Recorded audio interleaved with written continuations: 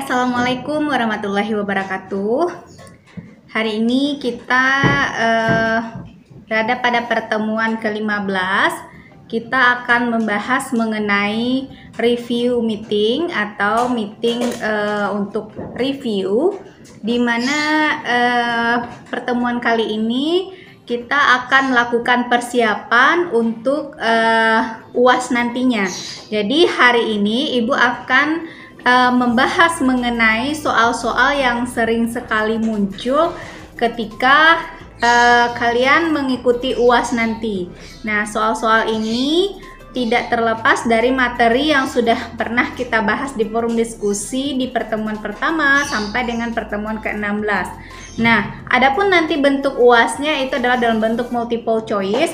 Jadi nanti silakan Anda cari hal-hal yang berhubungan dengan soal yang akan Ibu bahas pada hari ini. Jadi seputar soal-soal yang dibahas hari ini. Nah, kemudian itu merupakan kisi-kisi dari UAS yang akan kalian lakukan di final semester nantinya.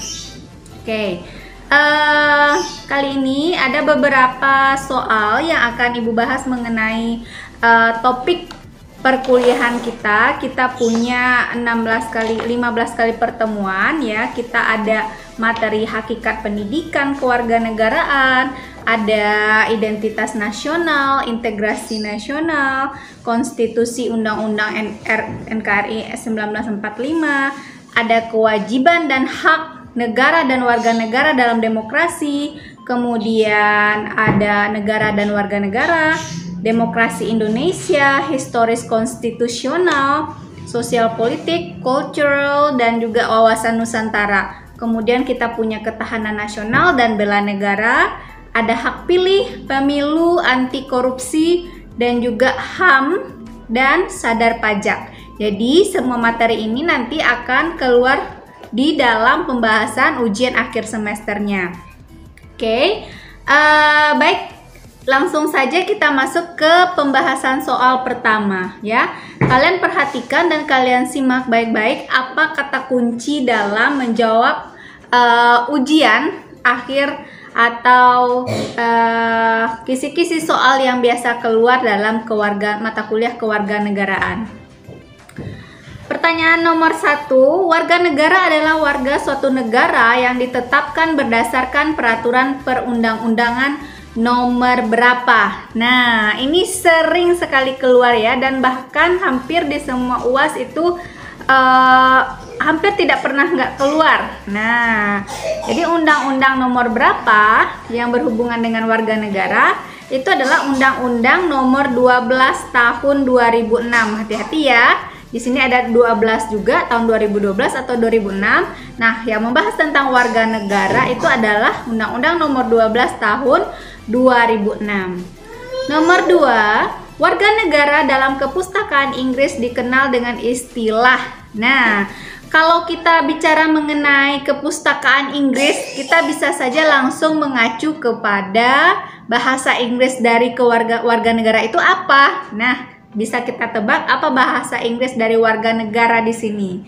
Yaitunya jawabannya adalah civic ya. Oke.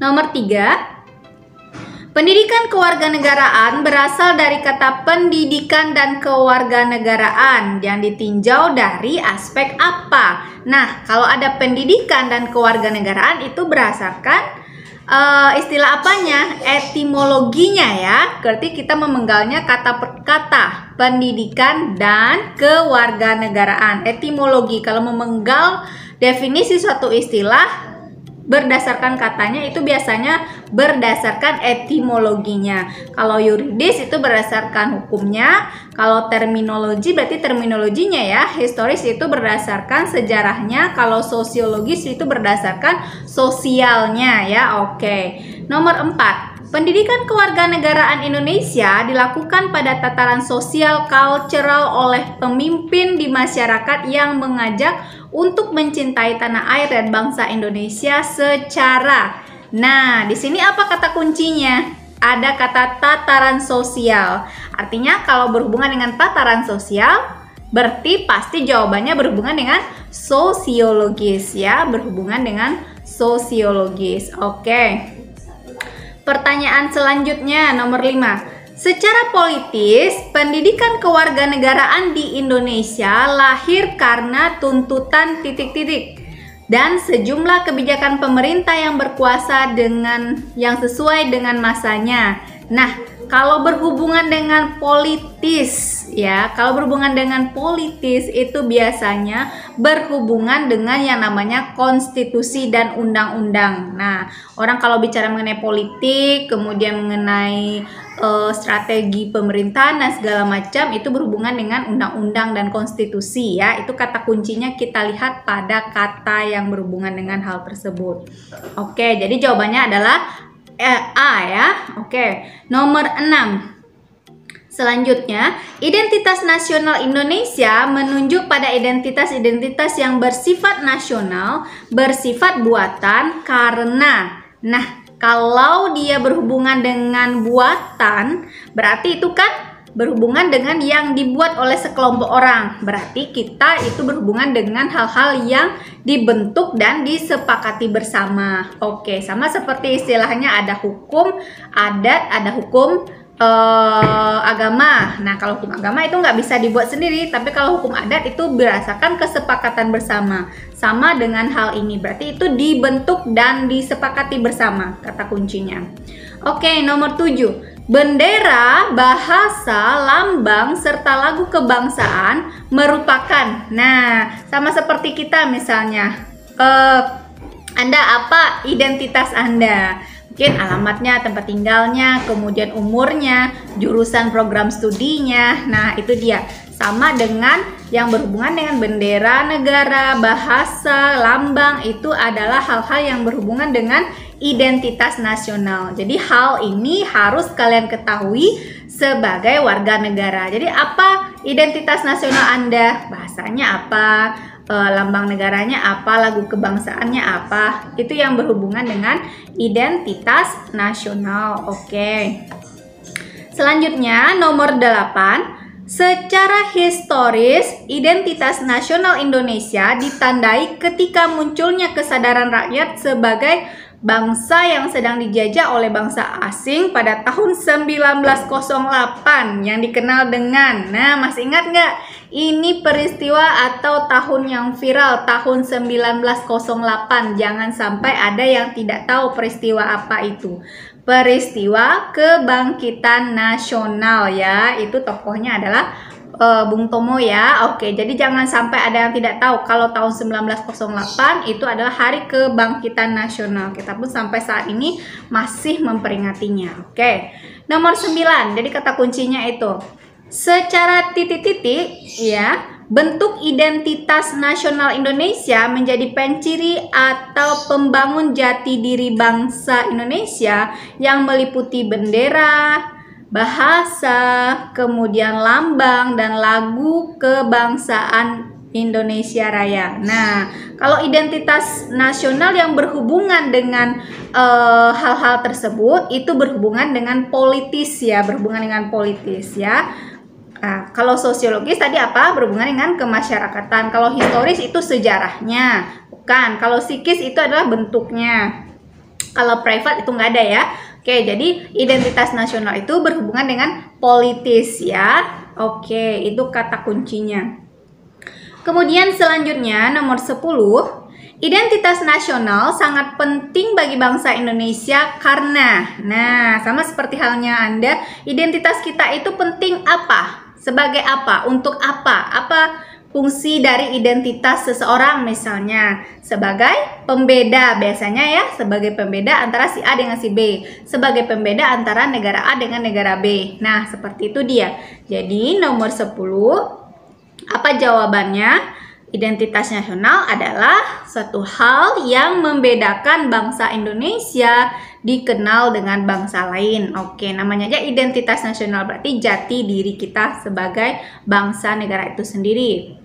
Oke, nomor 11. Dalam Kamus Besar Bahasa Indonesia, integrasi berarti.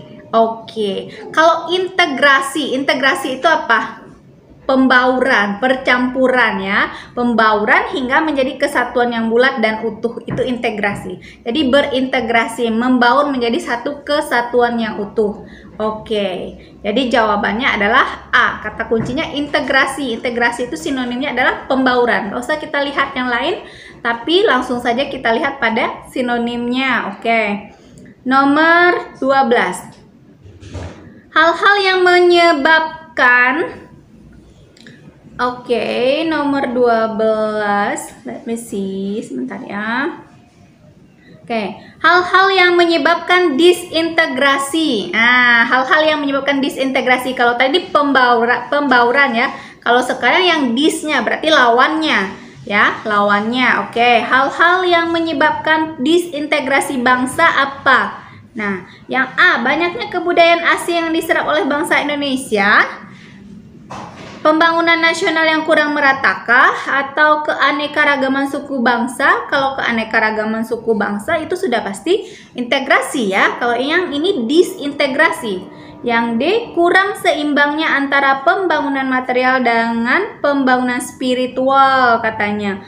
Oke, kemudian yang E, tidak terjadinya kesalahpahaman antar individu. Kalau yang namanya disintegrasi berarti meaningnya itu adalah negatif ya, meaningnya negatif. Yang negatif yang mana di sini? Banyaknya kebudayaan asing yang diserap oleh bangsa Indonesia. Apakah itu negatif? Enggak, selagi kita masih bisa memfilter berarti itu adalah termasuk ke dalam integrasi, bukan disintegrasi. Pembangunan nasional yang kurang merata, apakah itu merupakan disintegrasi? Bukan ya. Yang merupakan disintegrasi di sini adalah kurang seimbangnya antara pembangunan material dengan pembangunan spiritual. Oke, jadi antara moral dan spiritualnya itu kurang, jadi tidak terciptanya kesatuan yang utuh, gitu dia. Jadi itu contoh disintegrasi dalam bangsa ya. Oke, nomor 13. Nah, dimensi integrasi mencakup. Nah, yang namanya dimensi, kalau dimensi itu berarti kan ada ruangnya ya, berarti ada ruang. Ada yang membentuk ruang di dalam integrasi tersebut. Nah, kalau yang merupakan pembentuk dari dimensi itu sendiri, di antara jawaban A, B, C, D, dan E, mana yang membentuk ruang? Ingat ya, kalau dimensi, kita belajar matematika, dimensi ruang dan waktu. Ada ada ruang lingkupnya, ada space-nya. Nah, di sini yang mana yang termasuk ke dalam dimensi? Nah, sudah pasti jawabannya adalah C ya, integrasi antara vertikal dan horizontal. Jadi membentuk ruang antara vertikal dengan horizontal, membentuk dimensi integrasi. Oke. Nah, kemudian selanjutnya ya, nomor 14. Disintegrasi menyiratkan adanya. Disintegrasi yang tadi itu menyiratkan adanya apa? Nah, namanya aja berarti yang negatifnya ya. Kalau disintegrasi itu yang negatifnya. Ingat, negatif. Kalau di sini mana yang termasuk ke dalam negatif? Kalau yang A itu sudah pasti enggak ya. Yang B itu sudah pasti enggak. Yang C pastinya. Yang D tidak. Yang E sebagai alat peraturan daerah, pastinya itu jawabannya adalah C ya. Berarti yang negatifnya disintegrasi, itu kata kuncinya. Oke, nomor 15. Aspek integrasi meliputi. Oke, aspek integrasi berarti aspek yang positifnya ya. Aspek yang positifnya meliputi apa? Kalau tadi itu dimensi pembentuk, ingat bedakan antara dimensi dengan aspek ya. Kalau aspek itu adalah hal-hal yang membentuk, ya, yaitunya apa? Nah, kalau vertikal horizontal tadi itu dimensinya. Sudah pasti bukan itu jawabannya. Diagonal rektangular katanya. Udah pasti bukan itu jawabannya. Karena kan vertikal, horizontal, diagonal rektangular itu pembentuk dimensi. Sudah pasti kalau yang aspek itu kata kuncinya adalah politik, ekonomi, dan sosial budaya. Nggak mungkin jawabannya yang paling banyak. Ini kan satu rumpun. Vertikal, horizontal, diagonal, rektangular. Itu kan satu rumpun. Ya kan? Oke. Jadi sudah pasti itu jawabannya adalah A ya. Oke. Selanjutnya nomor 16. Nah, suatu dokumen atau seperangkat dokumen yang berisi aturan-aturan dasar untuk menyelenggarakan negara merupakan arti titik-titik dari konstitusi. Nah, kalau udah bicara mengenai dokumen ya, berisi aturan-aturan dasar untuk menyelenggarakan negara, itu arti konstitusi secara sempit ya, karena itu space-nya kan sudah sempit. Konstitusi atau yang berhubungan dengan dokumen ya, yang berisi aturan dasar untuk menyelenggarakan negara, itu berhubungan dengan arti dari konstitusi secara sempit. Nah, ingat itu, berhubungan dengan dokumen, kemudian perangkat dokumen tersebut, arti konstitusi secara sempit. Sedangkan, nah ini sering juga keluar ya, peraturan baik tertulis maupun tidak tertulis yang menentukan bagaimana lembaga negara dibentuk dan dijalankan merupakan arti titik-titik dari konstitusi. Nah, kalau ini bagaimana lembaga dibentuk dan dijalankan, sudah pasti itu arti secara luas ya, arti secara luas. Jadi kalau dimensi pengertian seperti ini yang ada itu sempit dan luas, nggak ada lebar dan tinggi, nggak ada pendek dan tinggi, atau nggak ada kecil, arti secara kecil dan besar ya, tapi pasti antara sempit dan luas. Oke.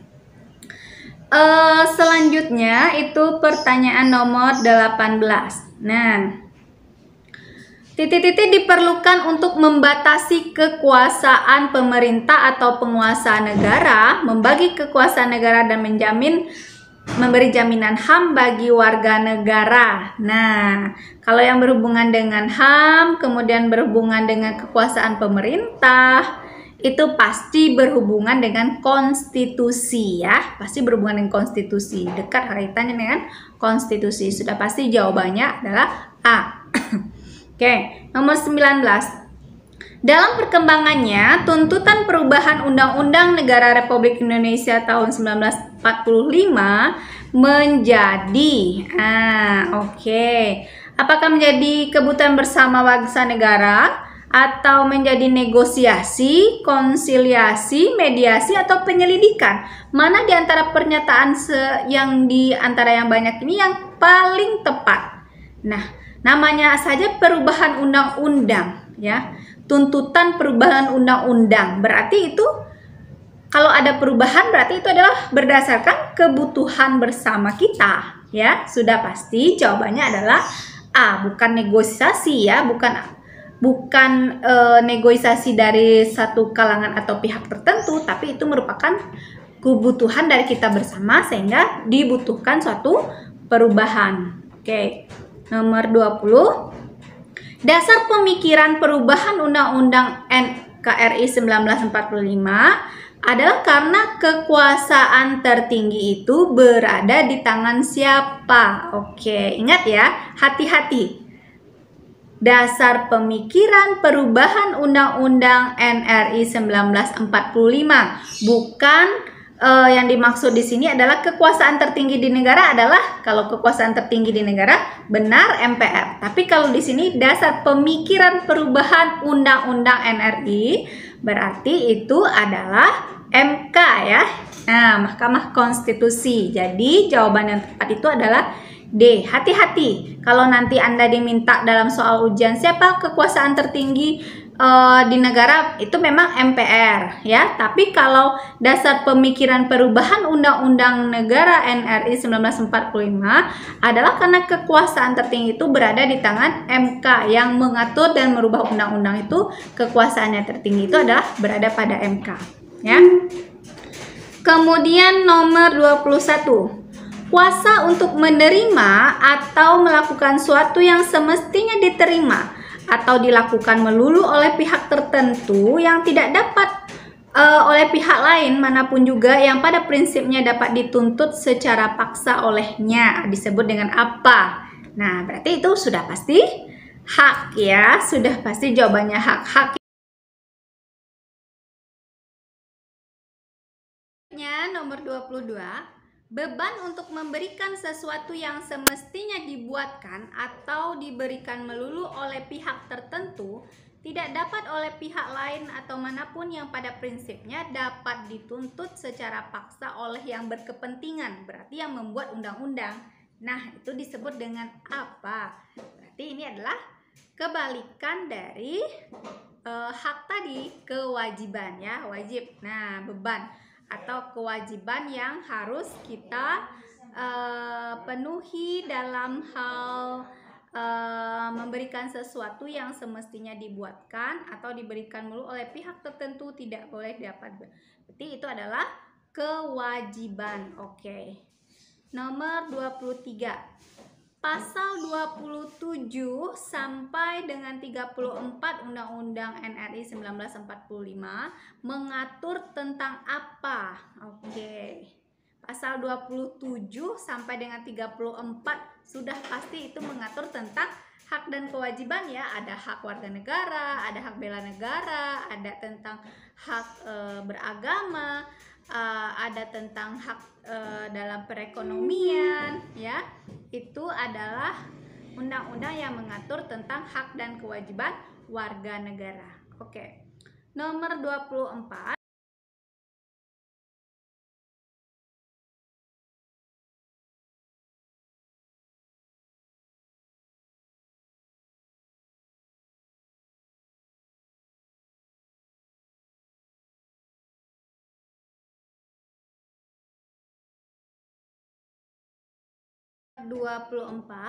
Pengaturan dan hak akan dan kewajiban yang diatur dalam Undang-Undang NRI 1945 bersifat garis besar yang penjabarannya dituangkan dalam suatu, nah ini pasti dalam suatu bentuk dokumen, yaitunya undang-undang, karena ini berhubungan dengan aturan ya.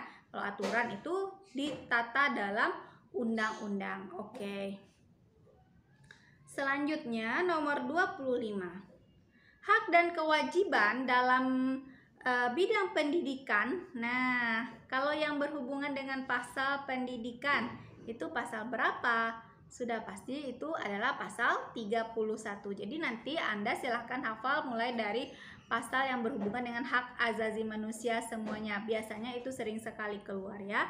Oke, nomor 26.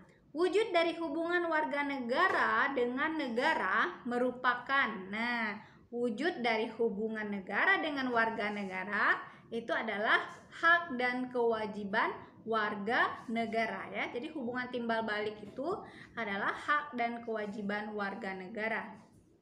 Oke. Karena ini berhubungan dengan topik kita juga ya. Oke.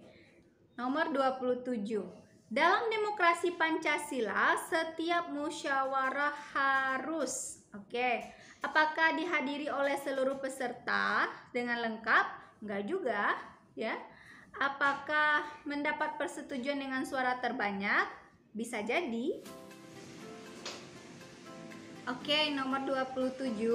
Dalam demokrasi Pancasila, setiap musyawarah harus A. Dihadiri oleh seluruh peserta musyawarah selengkapnya. Sudah pasti salah ya, nggak wajib semuanya hadir juga. Yang ke B. Mendapat persetujuan dengan suara terbanyak. Bisa jadi. Yang C. Mendapat persetujuan secara bulat oleh seluruh peserta. Bisa jadi. Yang C. Dipimpin oleh akal sehat dan penuh rasa tanggung jawab. Sudah bisa jadi juga. Berdasarkan pelaksanaan dan kebijakan nasional itu juga bisa jadi. Jadi antara B, C, D, dan E itu semuanya kemungkinan bisa terjadi. Cuman pada intinya demokrasi Pancasila dalam setiap musyawarah itu harus apa? Kalau seandainya dia tidak menemukan titik terang, ya, jadi yang hasil akhirnya adalah keputusan itu berdasarkan suara terbanyak. Yang paling tepat jawabannya adalah B ya. 28. Hubungan pemerintah dan rakyat dalam konteks demokrasi Pancasila. Nah, apa hubungannya? Sedang dalam proses pemerintah dan rakyat? Tidak ya. Sebagai sumber informasi, apakah saat ini dipertahankan, dilaksanakan secara konsekuen, atau dipertahankan dan dilaksanakan secara konsekuen? Sudah pasti jawaban yang paling tepat adalah jawabannya E ya. Itu yang mendekati sempurna jawabannya. Nomor 29. Jaminan nomor 29. Jaminan akan hak dan kewajiban warga negara dan negara dengan segala dinamikanya diupayakan berdampak pada terpenuhinya apa. Nah, biasanya kalau terpenuhi antara hak dan kewajiban itu terciptanya keseimbangan ya, seimbang atau balance ya. Yaitunya jawabannya pasti adalah keseimbangan yang harmonis antara hak dan kewajiban negara dan warga negara. Oke, itu yang paling tepat jawabannya. Yang terakhir, pendidikan demokrasi pada dasarnya itu membangun apa? Pendidikan demokrasi.